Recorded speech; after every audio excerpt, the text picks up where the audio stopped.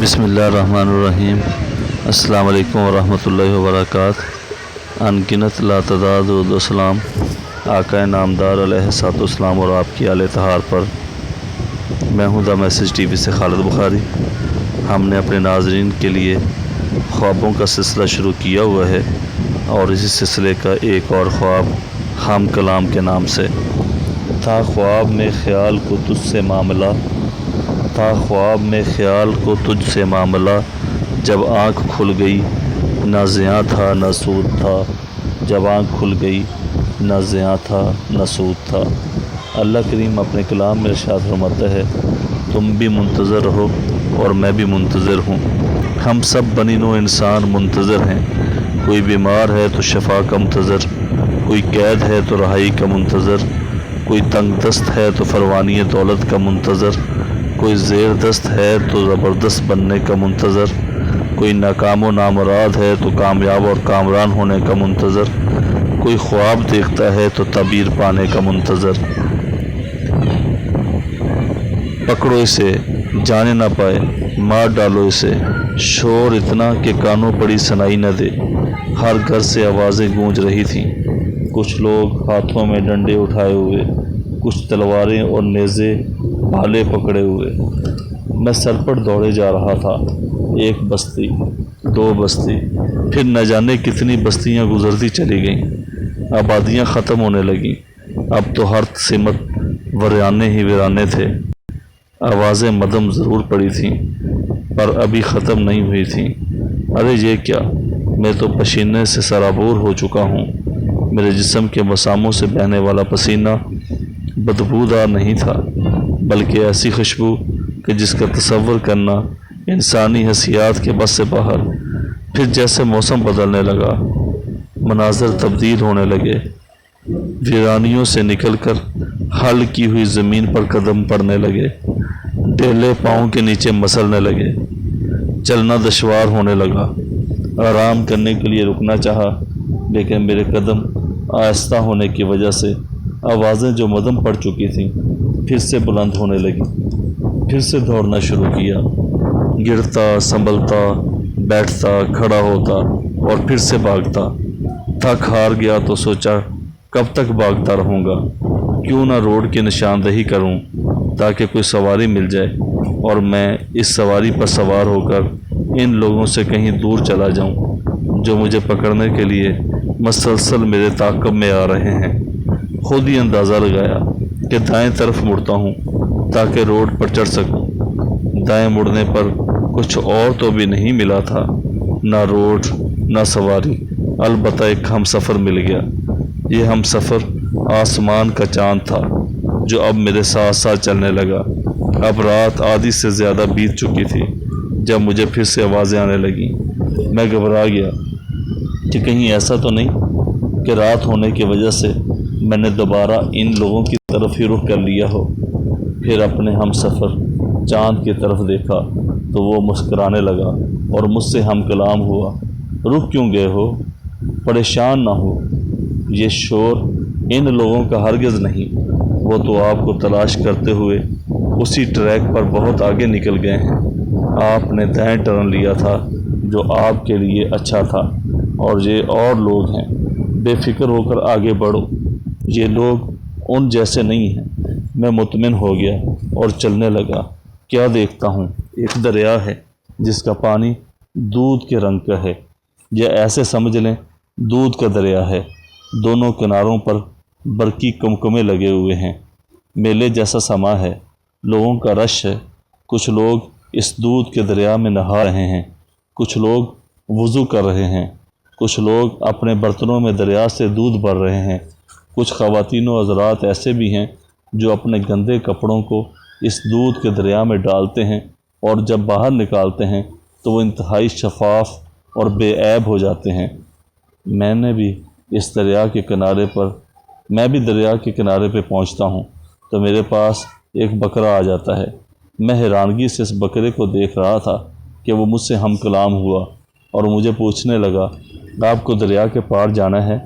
میں اس بات میں سر ہلاتا ہوں اور کہتا ہوں، ہاں میں نے دریا کے پار جانا ہے۔ بکرا کہنے لگا، میرا کان پکڑ لو، میں آپ کو پار لے جاؤں گا۔ میں نے بکرے کا کان پکڑ لیا اور اس کے ساتھ ساتھ چلنے لگا۔ تھوڑا آگے بڑھے تو پل آ گیا۔ پل پر چڑھتے ہوئے جب آدھا راستہ طے کیا تو بکرے نے ایک جھٹکے سے کان چھڑوا لیا اور بھاگ گیا۔ میں نے اسے روکنے پکڑنے کی ناکام کوشش کی۔ پل کو پار کرتا ہوا وہ مجھے دکھائی دے رہا تھا۔ میں نے پل پر بھاگنا چاہا لیکن پل انتہائی نازک دھاگوں سے بندھا ہوا لگے جو میرے بھاگنے کا متحمل نہ ہو سکا۔ میں نے انتہائی شائستگی سے چلتے ہوئے پل کے راستے دریا عبور کر لیا۔ دریا عبور کرتے ہی امجد نامی ایک بزرگ ملتے ہیں جن کے ہاتھوں میں خوبصورت سفید گھوڑے کی لگام تھی۔ وہ بزرگ مجھ سے ہم کلام ہوئے اور کہنے لگے، اس کو ڈھونڈ رہے ہو؟ گھوڑے کی طرف اشارہ کرتے ہوئے۔ میں نے کہا، نہیں، میں تو بکرے کو ڈھونڈ رہا ہوں جو مجھ سے کان چھڑا کر بھاگ آیا تھا۔ وہ بزرگ کہنے لگے، یہ وہی بکرا ہے اور مالک نے اسے آپ کے لیے گھوڑا بنا دیا ہے۔ میں عجیب و غریب مخمصے کا شکار تتر بتر گھوڑے کو دیکھے جا رہا تھا اور سوچ رہا تھا کہ یہ بکرے سے گھوڑا کیسے بنا۔ اسی دوران گھوڑا مجھ سے ہم کلام ہوتا ہے اور کہتا ہے، میں ہی تو ہوں جس پر سوار ہو کر آپ ان سب لوگوں سے دور جا سکتے ہو جن سے آپ بھاگ کر آئے ہو۔ میں اس بزرگ سے گھوڑے کی لگام پکڑتے ہوئے گھوڑے پر سوار ہو جاتا ہوں۔ گھوڑے پر بیٹھتے ساتھ ہی ایک موچی آتا ہے اور میرے پاؤں کو رکاب سے نکالتے ہوئے ماپنے لگا۔ میرے دریافت کرنے پر وہ مجھ سے ہم کلام ہوا کہ میں آپ کے لیے جوتا بنانا چاہ رہا ہوں۔ میں نے اپنی شرٹ پر بنی ہوئی سامنے والی جیب پر ہاتھ مارا اور کہا، میرے پاس تو کوئی رقم ہی نہیں، میں تو بھاگا ہوا ہوں، میں جوتے کا معاوضہ کیسے ادا کروں گا؟ وہ میرے زخمی پاؤں سہلاتے ہوئے پرنم آنکھوں کے ساتھ میری طرف دیکھتے ہوئے بولا، شاہ جی، پیسے، رقم، معاوضہ تو میں نے جوتے کے لیے اس وقت بھی نہیں لیے تھے جب آپ کے پاس بہت زیادہ پیسے ہوتے تھے، اب کیوں لینے لگا؟ میں خاموش ہو گیا اور وہ میرے موزے تیار کرنے لگا۔ تھوڑی دیر میں وہ موزے تیار کر کے پہنانے لگ گیا۔ کیا خوبصورت موزے تیار کیے تھے۔ میں نے اب سفر شروع کر دیا۔ ابتدا تو گھوڑا ہوا کے دوست پر سوار سرپٹ دوڑ رہا تھا۔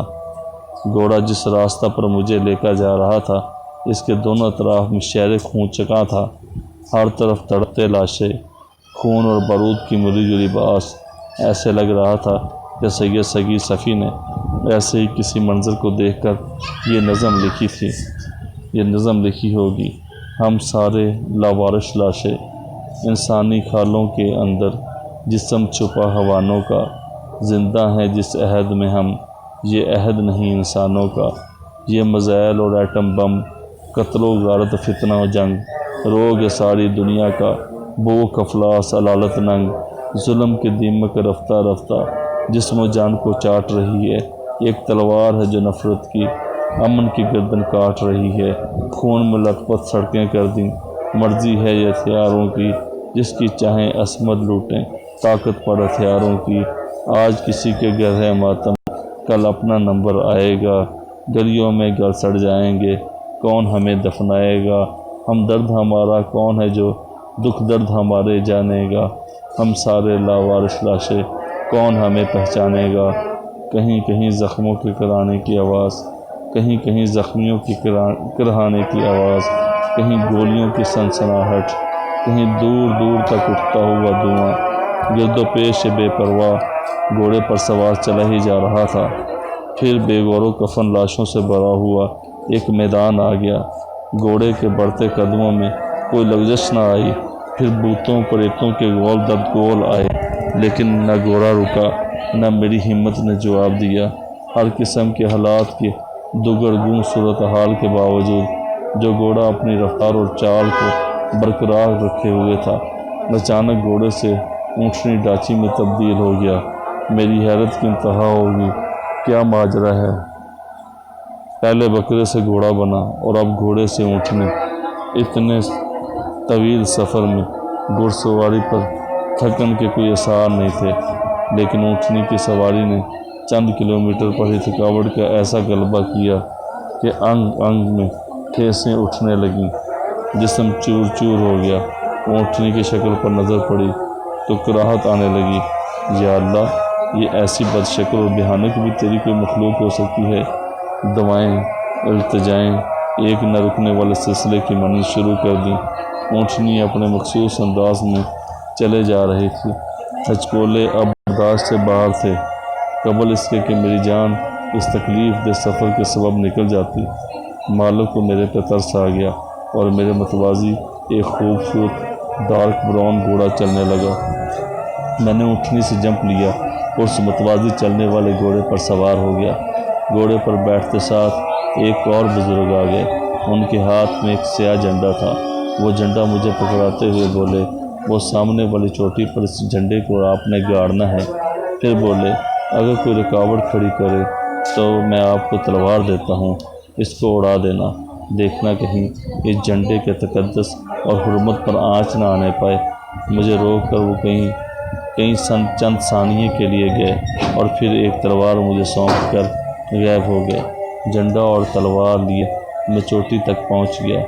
جیسے ہی گاڑنے لگا، ایک بھیانک شکل، چھوٹے قد اور سانولا رنگ والا شخص ہاتھ میں ایک ترچھا مڑا ہوا نیزہ لے کر مجھ پر حملہ آور ہوا۔ میں نے نیزے کی انی پر تلوار ماری اور نیزہ کٹ کر دور جا گرا۔ وہ نیزہ کٹنے پر میری منت سماجت کرنے لگا، مجھے نہ مارنا۔ میں نے اسے کہا کہ پھر سائڈ پر ہو جاؤ تاکہ میں جھنڈا چوٹی پر لگا سکوں۔ وہ بولا، یہی تو میری موت ہے۔ میں نے کہا، میں اپنی تلوار کو تیرے خون سے رنگین نہیں کرتا، البتہ میں اپنے مشن کو ضرور پورا کروں گا۔ میں نے گھوڑے کو ایڑی لگائی اور اس شخص نے بڑی مشکل سے راستہ دیا اور میں نے چوٹی پر جھنڈا گاڑ دیا۔ جھنڈا گاڑنے ساتھ ہی وہ آدمی تو دھواں ہو گیا، البتہ ابھی میں جھنڈا گاڑنے کا جشن منا رہا تھا کہ چاروں طرف سے لوگوں نے مجھے گھیر لیا۔ یہ سب مسلح لوگ تھے۔ میں بری طرح زچ ہو چکا تھا۔ بالآخر انہوں نے مجھے زد و کوب کرتے ہوئے زنجیروں میں جکڑ دیا۔ وہ مجھے کسی عدالت میں لے کے گئے۔ یہاں پر تمام لوگ برہنہ تھے، عورتیں اور مرد مخلوط محفلیں برپا کیے ہوئے تھے۔ مجھے انہوں نے ایک الگ تھلگ جگہ پر قید کر دیا۔ چند ہفتوں بعد انہوں نے مجھے ایک چوک میں ٹانگے کے دونوں ڈنڈوں میں مزید کتنے ہی بانس لگا کر رسیوں سے میرے بازو لگا کے بانسوں سے باندھ دیے اور ٹانگا کو بانسوں والی جانب سے بلند کر دیا۔ غالباً اس چوک کا نام جو لوگ لے رہے تھے چوک اعظم تھا۔ پھر مجھے بیچ چوراہے میں کھڑا کر کے تیر مارے گئے جو میرے جسم کے مختلف حصوں میں پوست ہوتے رہے۔ آخرکار ایک تیر میری چھاتی پر لگا اور میرے منہ سے صدا بلند ہوئی، فزت برب الکعبہ، رب کعبہ کی قسم، میں کامیاب ہو گیا۔ میری آنکھ کھل جاتی ہے۔ یہ خواب بچپن سے مجھے آتا ہے اور تاحال بھی آتا رہتا ہے، کبھی کبھی 2 یا 3 قسطوں میں بھی آ جاتا ہے۔ یہ ان دنوں سے آتا ہے جب مجھے فزت برب الکعبہ کے مطالب اور معنی بھی معلوم نہیں تھے۔ بڑے بڑے لوگوں کے پاس اس کی تعبیر معلوم کرنا چاہیے۔ کسی نے کہہ دیا کہ یہ آپ کی پہلی زندگی یعنی پہلے جنم کا قصہ ہے اور یہ آپ کا دوسرا جنم ہے۔ کسی نے آج تک ایسی تسلی بخش تعبیر نہ بتلائی جس سے دل مطمئن ہو جاتا۔ خواب اور بیداری سے یاد یار میں غفلت نہ ہو، اصطلاح میں اہل دل میں یہی کہلاتی ہے نیند۔ اس طرح کی مزید ویڈیوز کے لیے ہمارے channel the message T V کو سبسکرائب کر لیں، ساتھ میں بیل آئیکن دبا لیں تاکہ ہر آنے والی لیٹسٹ ویڈیو آپ کو بر وقت ملتی رہے۔ ویڈیو کو لائک کیجیے گا، شیئر کیجیے گا اور کمنٹس باکس میں اپنے کمنٹس لازمی دیجیے گا۔ میں ان تمام احباب کا شکر گزار ہوں جو گئے بغیر ہماری ویڈیوز کو لائک کرتے ہیں اور سوشل میڈیا کے مختلف نیٹ ورک پہ ہماری ویڈیوز کو شیئر کرتے ہیں اور ساتھ میں ہمارے ویڈیوز کی بہتری کے لیے ہمیں اچھی رائے مستفید فرماتے ہیں۔ اپنے میزبان خالد بخاری کو اجازت دیں، ملتے ہیں ایک نئی ویڈیو میں، تب تک اجازت، اللہ نگہبان، فی امان اللہ، السلام علیکم ورحمۃ اللہ وبرکاتہ۔